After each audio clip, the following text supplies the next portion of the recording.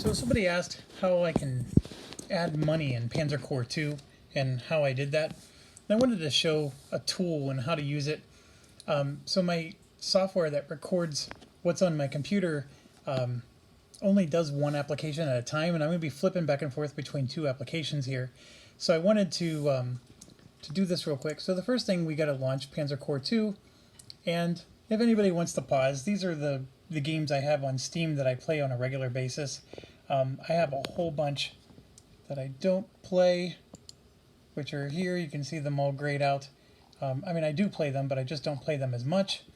So anyways, let me get back to this. So we're going to play Panzer Core 2. So let me get that launching, because that takes a while. So the tool that I've been using is this thing called Cheat Engine. And you'll see that it says expired. That's an April Fool's joke, because today is April Fool's. It even pops up like this little message telling you need to pay $1,800 to renew your license. It's really hilarious, and it throws people off. But this is a free tool. You can download it, just Google it. It's called Cheat Engine, and then the version is 6.7, and that's what the symbol looks like. There's no viruses or anything that come with it. These are very legit people. It's actually quite awesome. The game's loading, and let me just create a new game real quick. I'm going to just create a scenario, because that might be quicker than a campaign. And sure, we'll do Defender of the Reich here, fictional, and we're not going to do any advanced options, and just hit, well no, we do need to do advanced options, custom army. There we go. We'll hit play. So while that's loading,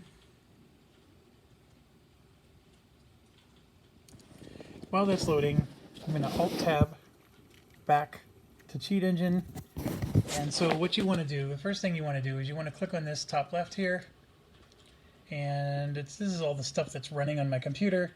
But you can click on Panzer Core 2 and hit Open. So you have to select your application. So what does this do? This application will scan memory for values. And so we're going to scan it for our prestige. And then we're going to find which memory location the prestige is stored at, and then we're just going to simply change it. And so that's how it works.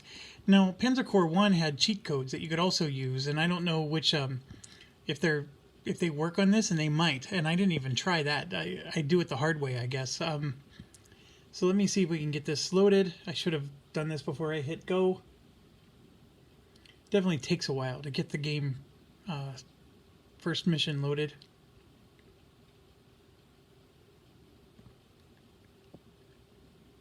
Dum-da-dum-da-dum. So let's get back to this while we're waiting.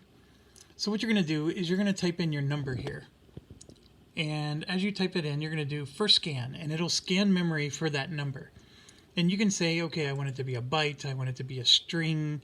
If you've done any computer programming, this is all going to look familiar to you. It can be intimidating. So, just take your time. Do some Google searches to learn what things are and what they mean. There's, a lot of stuff going on here. Like you can do a memory view where you actually look at the memory. And there's all these push and pop. The push and pop, they do mean things, but they're not going to mean anything to you. These are all like assembly language. Like if you want to do some research on assembly language, that'll get you started, but it's still not going to help you to understand everything. But this is basically all the different memory locations that the game is using in your computer. And then each of these opcodes, they're called operations, right? So these codes mean something. They don't mean anything to me. I couldn't tell you what MOV means. I think that's some kind of like, I don't even want to guess. But I used to know back in college. It's just, knowledge goes away. But you can really get into the nits and bolts of this. So let me get out of this. So we don't need to deal with that. We got this mission here where we need to defend Berlin, right? So we got victory conditions, and I'm going to go ahead and hit end briefing. So we're in the deployment phase, and as you can see up here, we have 0 prestige. That's not good. Let me Can I pull back anybody? Oh gosh darn it. I picked a mission that doesn't start with any money. That's not going to help us. Dang it. I apologize. Well, here, let me just load a game. I'm going to load just some autosave that I was playing. Hopefully it won't take as long. The very first load takes a long time. I think it's just loading a lot of graphics and other things. My apologies on this. I'm trying to hold this with one hand so I can Alt-Tab. Here we go. Oh, there we go. We're in. All right. So first thing you need to look at is, okay, we have 3014 prestige, right? So if I come over here and type in 3014, and let me get the camera up so you can see. I typed in 3014. I didn't change anything here, and I just say first scan. So now there's a whole bunch of values of 3014. So I'm going to go over here, and we're going to purchase a unit, and I'll purchase a fighter. So that's going to cost me 110, right? But the problem is all my core slots are used, so that's not going to work. Hold on. Let's repair somebody.